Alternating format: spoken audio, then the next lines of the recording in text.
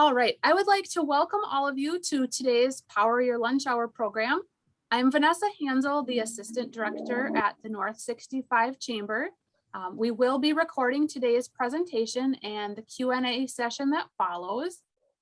I'm encouraging everyone to introduce yourselves in the chat today. If you have any questions for Angie, you can drop those in the chat as we go. And she will also have a Q&A time for us at the end to answer any of your questions. And without any further hesitation, I would like to get started and introduce our speaker for today. Angie Spartz is here with us from Phoenix Rising Wellness, and she is here to share about how we can turn our pain into power and help take ourselves and our businesses to the next level. So please join me in welcoming Angie. Hi, everyone. I'm so excited to be here. And why don't you throw in a comment, like what it was that intrigued you about this session, or if you've gone to a different Power Your Lunch Hour that you really liked and you want to recommend it for the rest of us to maybe go into the library to check out. So get a little engagement in the comments. But yes, so the theme for today is our pain to power and how we can move through our pain to fully embrace our power. So most of us have pain in our life, right? It could be maybe a pain point, like maybe in your business you have something that's just been really irritating. Maybe it's a mental or an emotional or a physical. Pain can show up in all areas. So today we're just going to be diving into that and what this pain is actually showing up for and how we can change the script that we've told ourselves about pain to help us actually utilize it as a tool that helps us heal and move forward to where we want to be. So, all right. Who's ready? Who's excited? Throw a thumbs up, or I know some of you are busy multitasking, so that's okay too. All right. So just to start and get a high level definition of what is pain, because a lot of people define it different ways. I saw the thumbs up, Nikita, thanks. Pain really is, at its roots, it's a manifestation of our trapped emotions and energy, or some people would say just the energy of trapped trauma, things that, and what does that actually mean? So basically just meaning when we experience something and we have big emotion or related to it. Hi, Kayla from Center City. When we have big emotion related to it, if we don't at that time have the tools to know how to process that emotion, or we don't feel safe to process that emotion, that energy gets stuck in our body. When we are in a stress state, our body goes through a physiological response. And if we don't complete that response and get all of that out, we're going to be holding on to that, and it will adversely affect us, and it will show up as pain. And like I said, it could be emotional pain. It could be mental, where it's racing thoughts or getting stuck on thoughts. Emotionally, it could be, anxiety, depression, any of the whole array of emotions.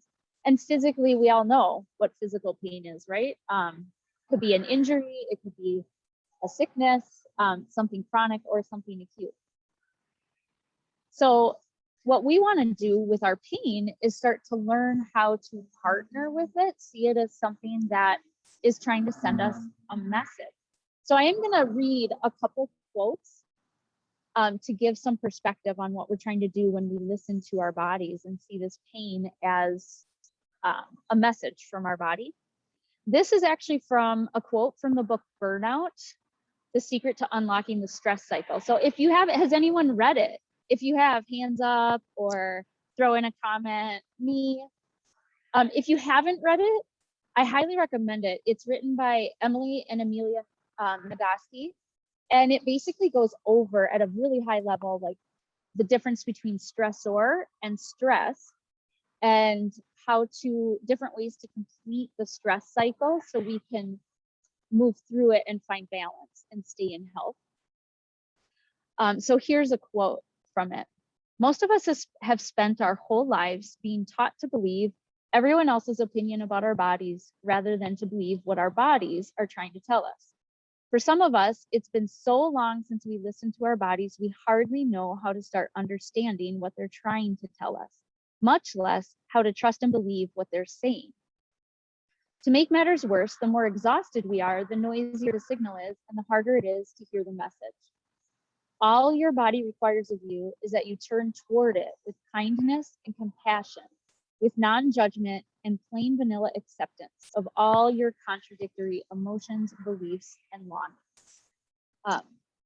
So if any of that kind of struck a nerve or struck a chord with you, feel free to comment what about it rang true for you. But basically, at the center of it is learning how to get back in tune with our own body and listen to what it's telling us, because that's what will help bring us back into balance. And that's what we're going to do with pain today. So, I should have said this at the very beginning. Do you guys all have paper and something you can write with? Because we're going to do a little fun activity at the end or near the end, so you can see this in action. Okay, so what does pain do? So I already went over a little bit of this, but it creates imbalance in our system. When we hold on to the energy of these emotions or events that happen to us, and we haven't fully completed a stress cycle, it will create imbalance in our system, and it will hold us, and it can hold us in a fight, flight, freeze, fawn position. An imbalance is what will lead us to what is sometimes referred to, like in the holistic world, as dis-ease. So where we don't feel comfortable in our life, or where we actually do get sick or get injured. So you can think of it too, like when you get an actual injury, a physical pain, it's real. It happens, absolutely. Like with myself a few years ago, I injured my shoulder. I can tell you the exact moment and how I injured that shoulder. But part of the reason that I ended up injuring it is I was not in a state of balance already. I had a lot of things going in my life that I was trying to just ignore and shove down. And so then I was doing all these other compensating things to try to ignore it, get away from it, and ended up overdoing it. And that's what led to the injury. So then what I had was a chance to then say, okay, I got injured. What is this telling me to do? How can I find balance so that I can heal from this and also be less likely to do it in the future? So we're going to go over what our typical view of pain is. Does anyone want to I'll invite you to throw in the comments, when I say pain, like what's the first thing that comes to your mind, or how would you typically talk about pain in your life? We'll see. I think a lot of you are like, I just want to listen. All right. Well, some of what I've heard from a lot of people and some of my clients is that they tend to see pain as a nuisance, as an annoyance, as something to quote unquote battle and fight, something that gets in the way or something that slows us down and blocks us, because it just is that total annoyance. But what happens when we view pain from this side, we're letting ourselves sit in a negative thought pattern and in negative energy, which then has a trickle down effect, because our thoughts will lead to our emotions, which lead to our actions and habits, which then show up physically. So if we can start to even just at the very beginning shift how we view pain, we'll be more likely to get through it faster and to get through it with more ease. So a flipped view of pain would be, I'm following along on my paper too, because part of my screen is covered. So a flipped view of pain would be seeing pain as a friend or an ally, because it's a messenger that's showing up to clue us in on something. Like, for example, like my shoulder injury, it was a chance for me to stop and say, oh, I've been overdoing it. This is part of this is telling me I've been overdoing it. And also in the energy and holistic world, we talk about different areas of the body can mean different things. So I injured my shoulder, which is significant because that tends to be related to feeling like the weight of the, like you're carrying the weight of the world, which absolutely was what was happening. So I do, to me at the time. So I do think that there's value in how we start over.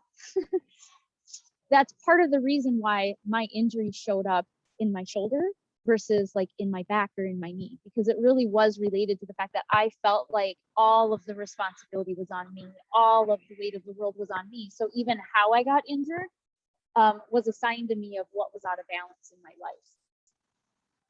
So we can also see pain as a champion who carried a heavy load for us, because that pain shows up when we haven't processed how we have felt.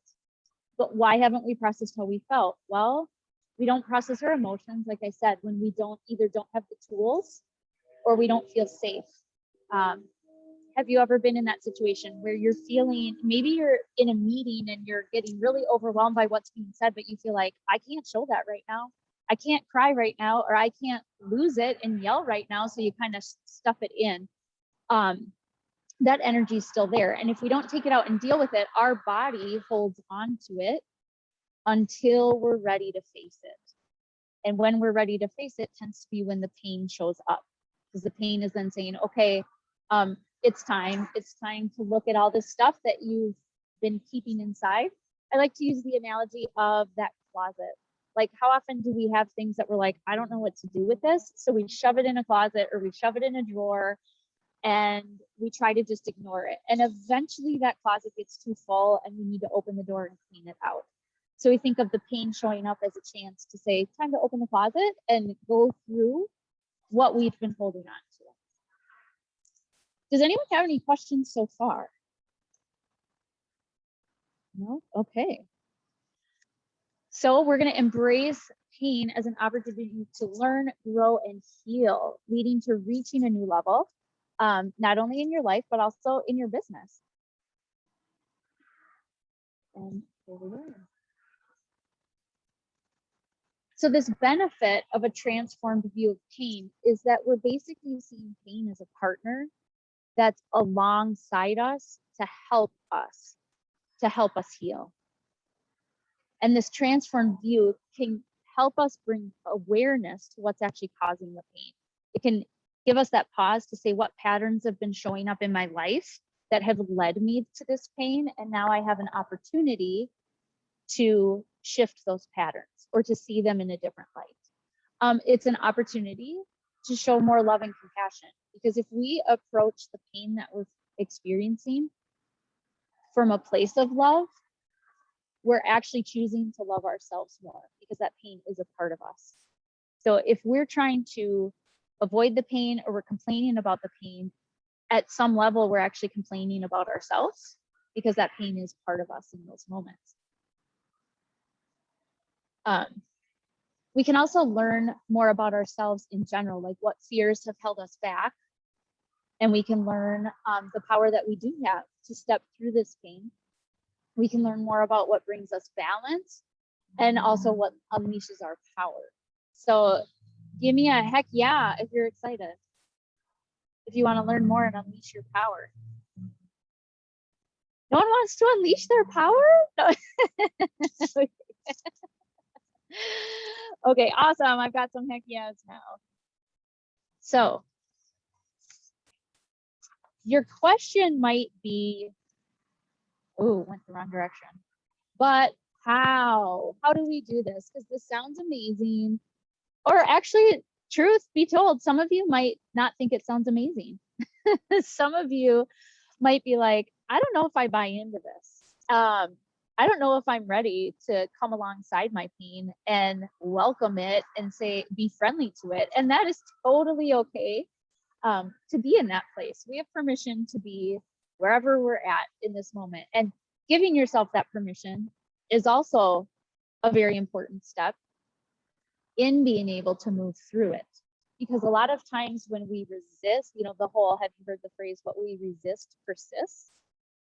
So if we resist just giving ourselves permission, if we resist, you know, Yeah, anyways, I lost my train of thought. Boom, it went away. But if we resist, it's going to persist. So we want to just embrace eventually. And it's okay. Some people will be able to jump in right away, no problem. And other people will need time. And that's okay, because everyone's story is perfect for them. So but how, like, how do I help people move through pain? The truth is, I have a lot of different tools, and I use a lot of different tools because I 100% believe that all of these tools work, but I also recognize every person's different. And so it's very important to find the tools that work best for you, because what might be a 10 out of 10 for me might only be a 3 out of 10 for one of my clients. Like, yeah, it works, but they don't get as much bang for their buck. So we try out different tools and see what kind of resonates with them. And we kind of curate their own personal toolbox that works best for them. So some of the most common tools for dealing with pain can be journaling. I like to do it with journal prompts, and we'll get to practice that a little bit in just a minute. Doing visualizations, affirmations, so changing mindset, doing positive mindset work, breath work, emotion code, that's an energy healing technique, but there's a ton more. So who's ready to try maybe starting to become a little bit closer to their pain, maybe starting to shift into seeing it as an opportunity? Is anyone? Hands up if you are. Okay, let's do it. Yay. Okay. And if not quite yet, that's okay. You can just watch and listen what we're doing. So what I'd like you to do is, if you have that paper and writing utensil, we're going to do a little journaling practice. But if you're someone who doesn't like journaling, don't worry. I used to hate journaling, hate it until I learned some different techniques. Also, being told, just remember, there is no right, there is no wrong. You can do the journaling however works best for you, and whatever comes out is what is intended to come out. So I'm going to rapid fire off some journal prompts, because what we're going to do with this journaling is called stream of consciousness journaling, or automatic journaling, some people call, where we're trying to tap into our subconscious and that message that our internally we are holding on to. We have the answer, we just don't know how to tap into it. We're trying to tap into letting our subconscious come to the surface and give the answers that we're looking for. When we journal with pain, we can actually view it too as if pain is the one answering to us. So you could say, like, we're going to use slightly different prompts, but one way you can do it is you literally could say, "Dear pain, I see that you're showing up in my life, and I'd really like to understand you better. Could you please tell me more?" And you can actually switch hands then and put the pen in your non-dominant hand, and respond as pain. And just like for me, I'd say, "Dear Angie, thank you for asking. I've been waiting for you to, ask me this," or whatever. Or sometimes the response would just be, I don't know, but you just keep writing till something pops, and you don't think about it, you just respond. So whatever pops in your head when I say these journal prompts, write down whatever it is. Maybe it's, like I said, I don't know. Maybe it's something that seems crazy, just write it on the paper, because it helps you get used to what voice is playing in your head too. So everyone ready? Here we go. The pain showing up in my life is ... So you just fill in the ... Whatever pops up. If you need to hear it again, the pain showing up in my life is.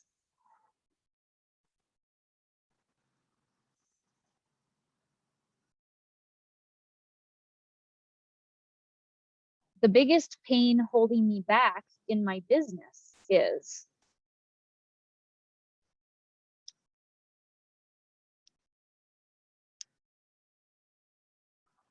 The biggest pain holding me back in my business is.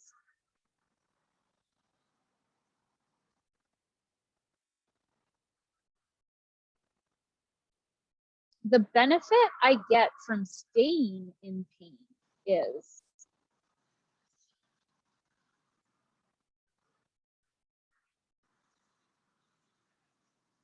The benefit I get from staying in pain is.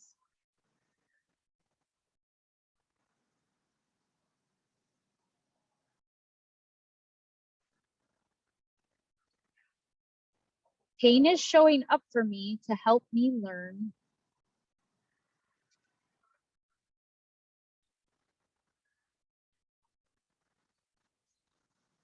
So again, pain is showing up for me to help me learn.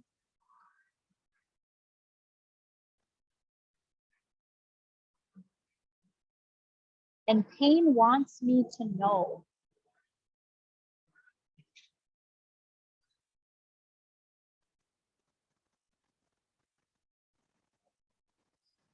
To release this pain, the most important thing for me to do is.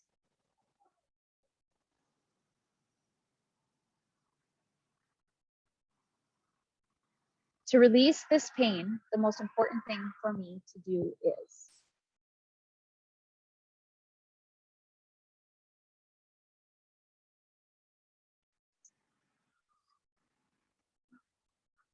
All right. So you'll notice I rapid fired that. Some of you might even have been like, what? I'm still writing. But the point is, it doesn't give you time to get stuck in your conscious thinking mind. It's more than just automatic. And so this is a super easy technique to do at home, because even if you only have 5 minutes, you can tell yourself, I'm just going to take one prompt today. And I've done that. And some days I'll take a prompt and 2 words will come up and I'll just know, oh, that's all I needed to know. And other days it'll end up being 5 pages of journaling. You know, it just depends on the day and what's going on in my inner world. So did any of you have any ahas from that? Or was the exercise interesting, uncomfortable? Like, what are your thoughts with how that went for you? And if anyone had an aha that you want to share, feel free to either go off mute or throw it in the chat bar.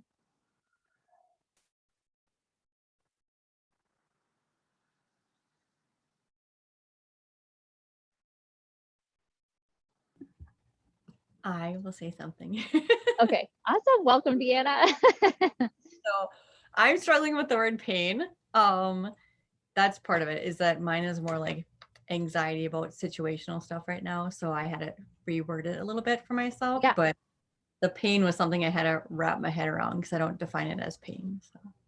Okay, that's very interesting. That's awesome that you knew enough though to like switch the word and make it right for you. Awesome. So did anything with switching the words, did anything pop up that you were like, oh, I hadn't realized that? Or did it help even just get thoughts kind of organized on it?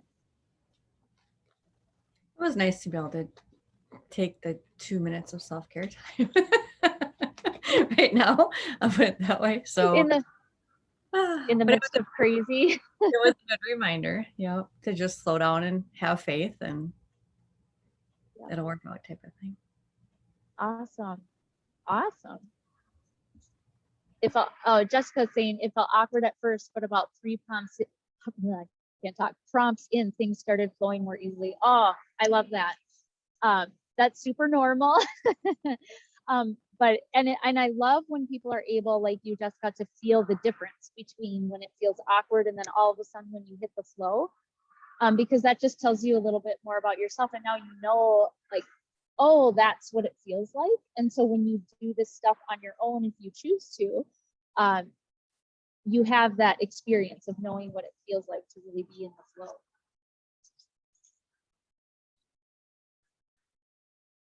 We're getting down to the last couple of minutes. So does anyone have any questions?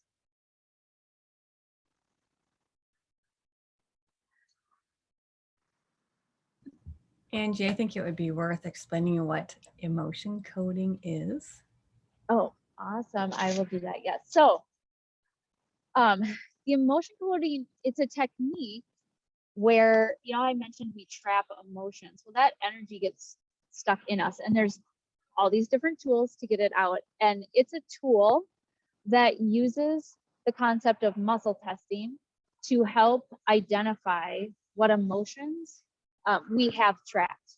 And these could be emotions literally from our infancy, childhood, all the way to current time. And then there's a technique that's used to release it. And it's all, it's an energy healing technique. So it utilizes the concept of the meridians, which is the energy system of the body, that like the energy roadway of the body. And yeah, it's fascinating. I specifically with pain, I've helped a lot of clients with it. I had one client who had been going to PT because her shoulder pain was so bad, and the PT wasn't even helping. And we did one session. And at one point I said, okay, how are you feeling? And she said, when you hit on this one specific emotion that she had trapped 13 years ago, she said, I could literally feel my shoulders just relax. And a week later, she was like, I still feel amazing. And she said, and the bigger benefit was that thing you found when you did this technique, this emotion I had trapped. She said, I realized it was affecting my marriage for those 13 years. It was related to something that she said, I realized it was totally, my husband wasn't involved, but I had been blaming him for 13 years. And so a lot of that, you know, and it gets back to that weight of the world on your shoulders. And it was when we released the energy of it, like it allowed her body to just relax. And I worked with another man who had injured his back 12 or 13 years ago. And we did one session. Sometimes it takes one session, sometimes it takes multiple. It just depends on like how much stuff is buried. But he reached out to me a couple weeks later and was like, I had my first pain-free day in 12 years.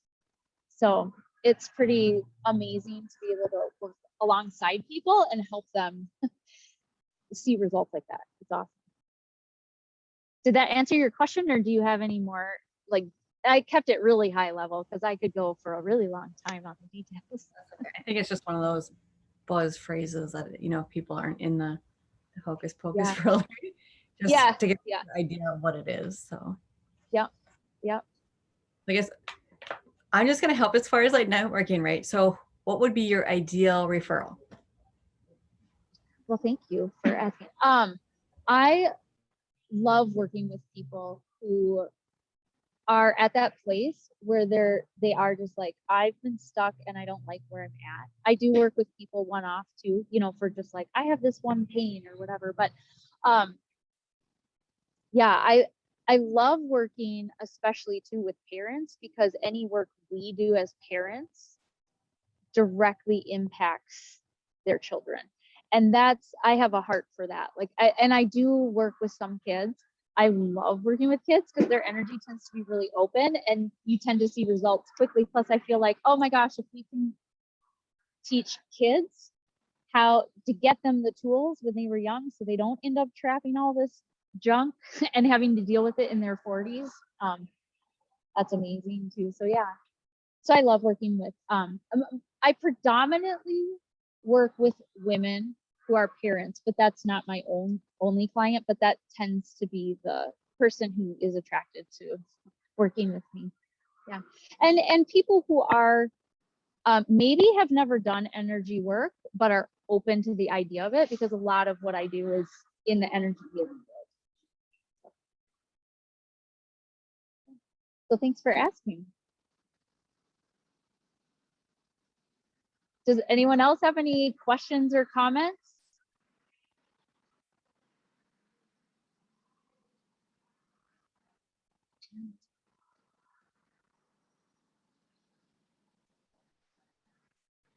Right. Well, it's been awesome talking with you guys. Yeah, thank you, Angie, so much for being here today. If nobody has any additional questions, then we will go ahead and wrap up our session with Angie today. If you'd like to connect with her outside of our meeting today, you'll find her contact info here on the screen. You can also find her business listing at north65chamber.com in the business directory. And be sure to mark your calendars. Power Your Lunch Hour is held the 4th Tuesday of every month, with our next session being September 28th. And you'll find updates, a link to today's presentation, and everything about Power Your Lunch Hour on the north65chamber.com website. We can stay on Zoom at the conclusion. conclusion of today's meeting for a few minutes if anyone would like to stick around. But otherwise, we will wrap up our session today. And thank you all so much for joining us, and we hope you have a great rest of your day.